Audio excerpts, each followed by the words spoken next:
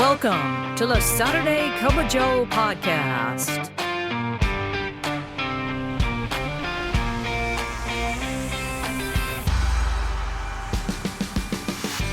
This podcast is dedicated to EAS employees of the U.S. Postal Service and members of the National Association of Postal Supervisors.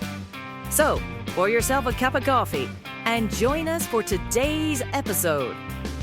And now, here's your host, Robert Wakefield.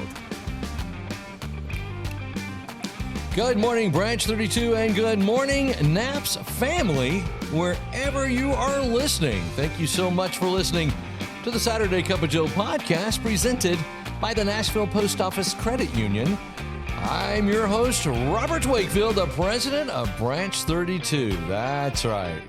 Thunderous applause. Thank you. Thank you. Got a great show lined up for you. So stick around and go ahead and pour that first cup.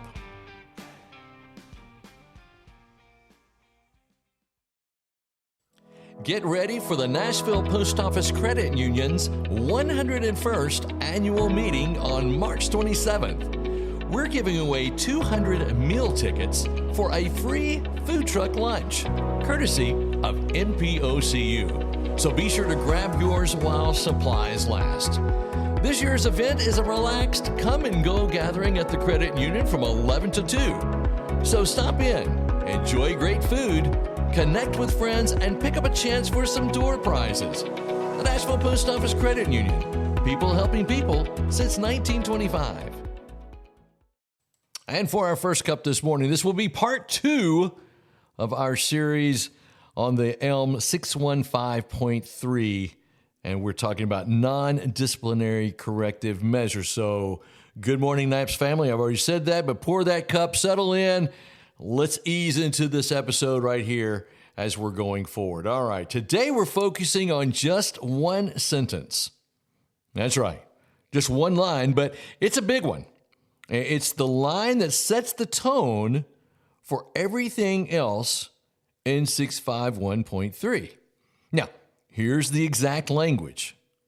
Accountable managers / supervisors are responsible for the direct day-to-day performance management of subordinates.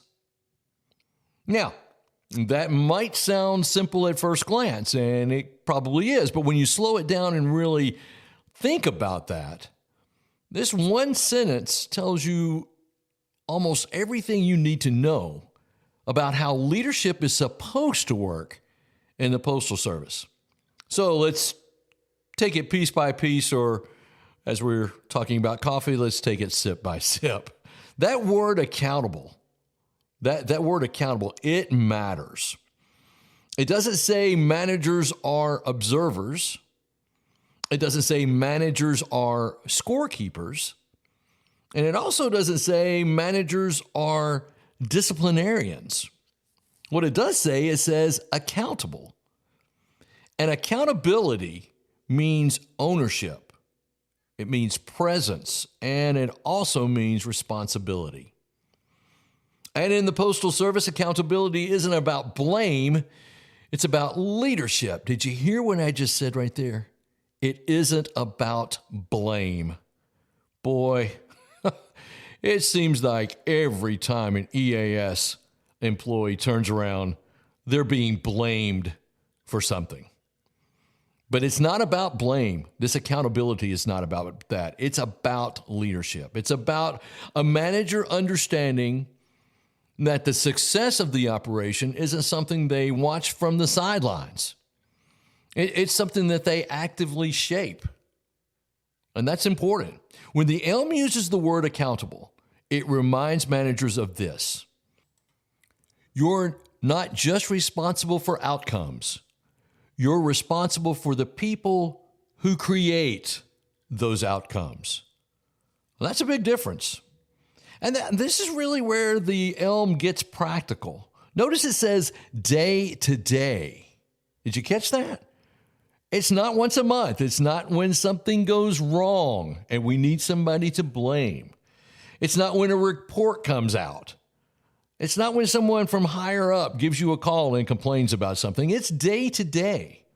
And that means leadership is supposed to be consistent. That's the point I wanted to make. Day-to-day performance management looks like this. It's being present in the operation. It's knowing what's happening in real time. It's also understanding the challenges that employees face. And it could also mean seeing the patterns before they become problems. And it also looks like that you're offering support before the frustration begins. Day-to-day performance also looks like giving feedback while it still matters. Now, here's something I want to point out here. It's not micromanagement, it's engagement.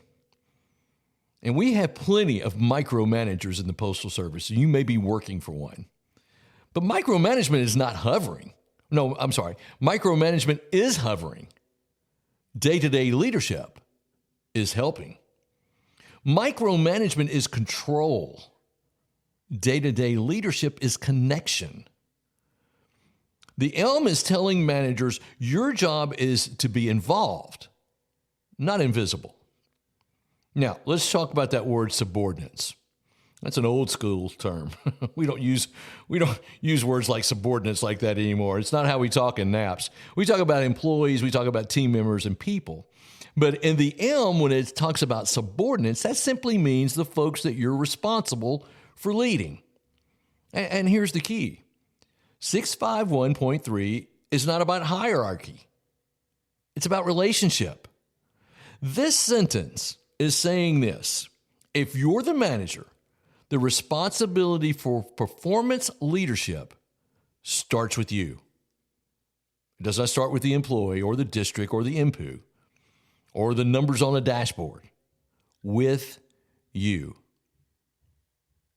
And the thing to remember, this is not pressure. This is just simply clarity. So let's bring this into real postal life. What does it look like in postal life? A manager practicing day-to-day leadership might look like this. They walk the floor and check in with the people. I've given you the example of the postmaster who went around and said good morning to every single employee on his workroom floor and asked every one of them how they were doing and what can I do to help you today. That is day-to-day leadership. A manager practicing day-to-day leadership might ask questions instead of making assumptions. Oh, let's try that. I like that idea. They also might notice when someone is struggling. Oftentimes, we don't know what's going on in the personal lives of our employees. Maybe they're having a struggle at home. Maybe sickness has entered into the family. So if you notice when someone is struggling, day-to-day leadership checks on them. Day-to-day leadership also might offer help before the frustration sets in and explains expectations clearly. Day-to-day leadership also follows up on conversations and celebrates the small wins. They correct small issues before they become big ones. Let me tell you this. It's not about catching mistakes. It's about catching opportunities. Not pointing out things that go wrong. It's about helping people get it right. And when managers do this well, something powerful happens. Corrective measures become rare because improvement is happening every day. Now, let's be honest. We've all seen the other side. We've all seen the day-to-day leadership that's missing when you get surprise corrective actions. The letter of warning you didn't see coming. We also see it in frustrations and confusions. We also see it in resentments, for example. Miscommunication is another symptom that day-to-day leadership is missing. Managers feel disconnected. Employees feel blindsided. Operations that run in fear instead of trust. That's exactly what 651.3 is designed to prevent. Look what it says. It's basically saying this: don't wait until something breaks. Lead every day. And from a NAP standpoint, this sentence that we've been talking about all morning is one of the most important in the entire ELM. Because when managers lead day to day, issues get addressed early. Relationships stay healthy. Communication stays open. Corrective measures stay non-disciplinary. Discipline becomes rare. Employees feel supported. Managers feel connected. Operations run smoother. This is the foundation of a healthy workplace. And it's the foundation of this entire series we're going to be talking about. So let me wrap it up this way. ELM 651.3 begins with leadership. Real, daily, present leadership. Managers are accountable. Performance management is ongoing. And improvement is something we work on together, not something we wait for a crisis to address. And again, this is the Postal Service's own rules. It's their own language. This is the standard. It's the kind of workplace that we're building, our one conversation, one day, one cup of coffee at a time. So it's real important that you grasp onto this first sentence in ELM 651.3, day-to-day leadership. That's going to do it for the first cup. Let's go ahead and pour that second cup. When your money is handled with care, life just runs smoother. At the Nashville Post Office Credit Union, we've spent over a century helping members save smarter, borrow easier, and plan with confidence. From checking and savings to great loan rates and mobile banking, we make everyday finances feel a little lighter. Join a credit union that knows your name and understands your world. The Nashville Post Office Credit Union, people helping people since 1925. And for our second cup today, it's the first Saturday in March, so it's always the time that I like to go back and find the most obscure holidays for the month of March.